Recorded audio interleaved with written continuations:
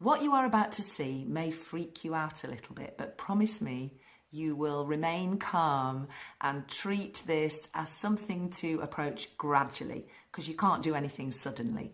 We're going to talk about posture, and I'm just going to show you a few little tips to assess your own posture, and after that, how you can possibly alter it.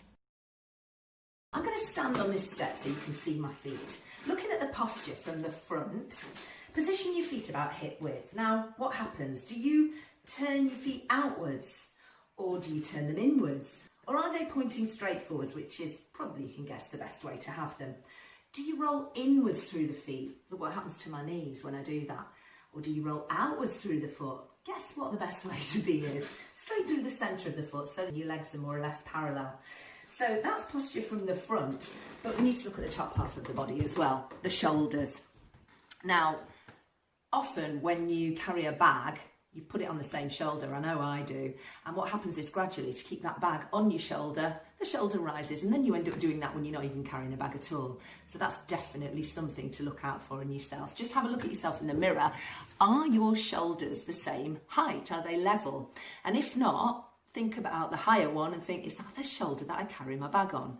So you've got two options. You can either just focus on bringing that shoulder down, or you can start to carry your bag on your other shoulder.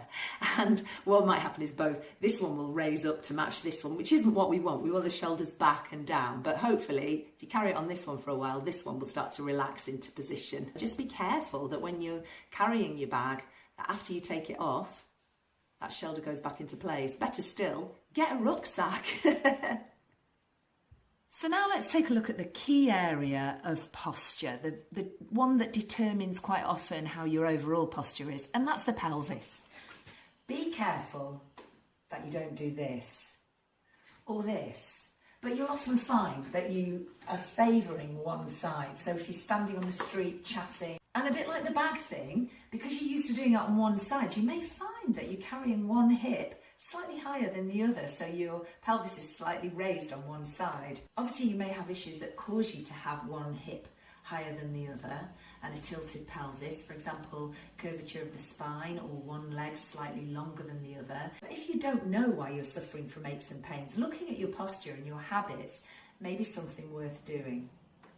So now that I've got you interested in your posture, why don't you head over to my other posture Fit Snippet video, Fit Snippet 7, where we talk about looking at your posture from the side on. So hope to see you there.